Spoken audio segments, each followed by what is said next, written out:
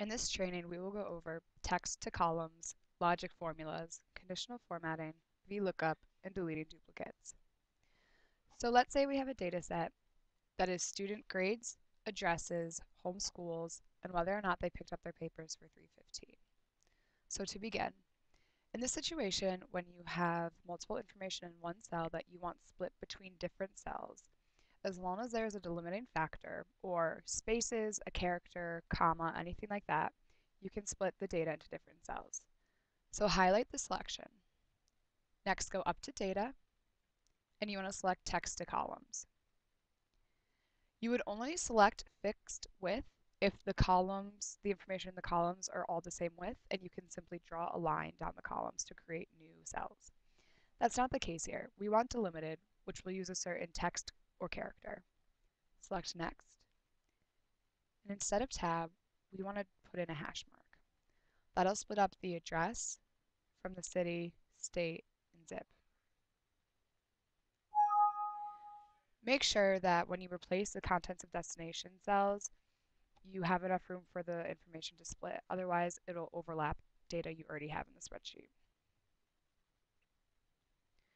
So now we have address, city, state, and zip. Next, let's say, for example, you have a lot of students and you just want to be able to quickly see if students are passing or not. You can use a logic formula to quickly determine if data meet certain criteria.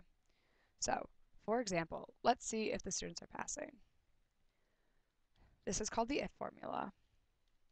Equals if, and we want to know if this cell here, G2, is greater than 65, comma. Now value if true is the value you want to appear in the cell if G2 is greater than 65. In this case, we want it to say pass. If you're having a text appear in the cell, make sure you put it in quotation marks. Comma, and the value if cell G2 is not greater than 65. We want it to say fail. Quotation marks, parenthesis. You can drag this down and see which students are passing and failing. If you would like to even format these cells so that, let's say, those who are passing appear red or green and those who are failing appear red, you can do that too. And that's called conditional formatting.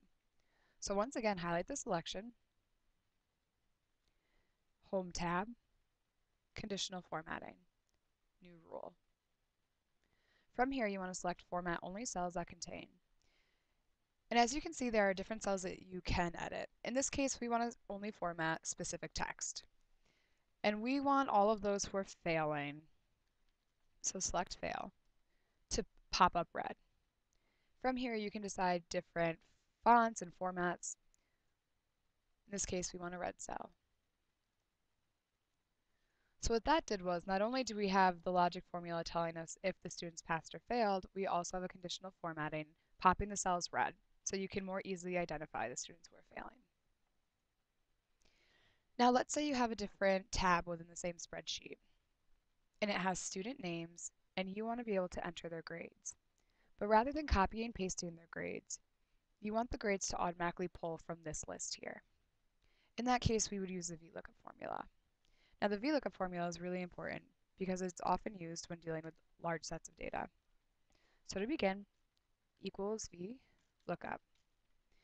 The lookup value is the unique value that you want to compare to the other data and pull from.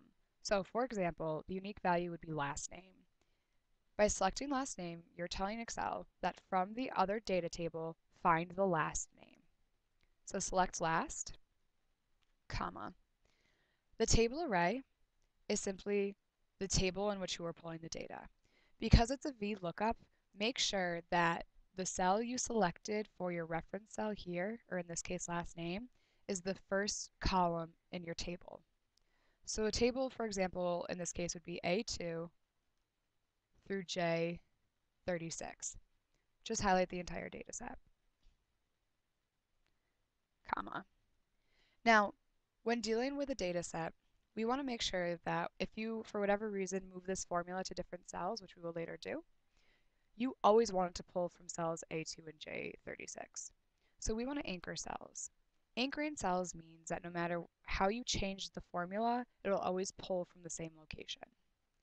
To simply anchor a cell, just put in a $sign before both the letter of the column and number of the row.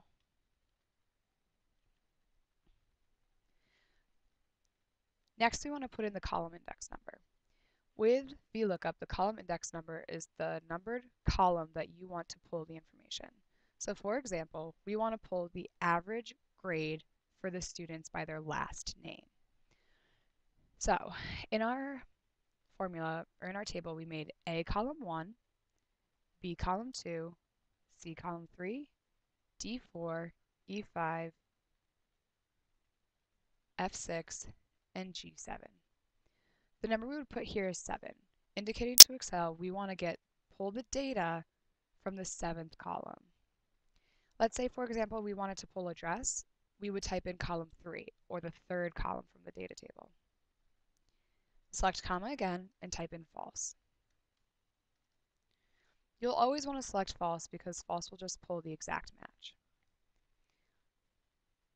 Now you see we have the grade for Amelia Gannon.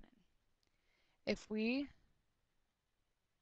scroll down, we can fill in the averages for all of the students. Now this is when using anchoring cells is useful, because had we not anchored cells, when we moved our formulas down, we would have changed the table in which it was pulling information from. Next, let's say from the same data set, you want to see all the individual addresses that students live. So you have 36 different addresses, and we want to find out which unique buildings students live in. You can do this by deleting duplicates or deleting any information that's duplicated. First, let's hit Control-C. Let's copy and paste it over and delete duplicates. Now this is a list of all the addresses of the students. Select Data, remove duplicates. Select the column in which you want to remove the duplicates from, and hit OK. Now you will see, even though there are 36 students, there are only 22 unique addresses.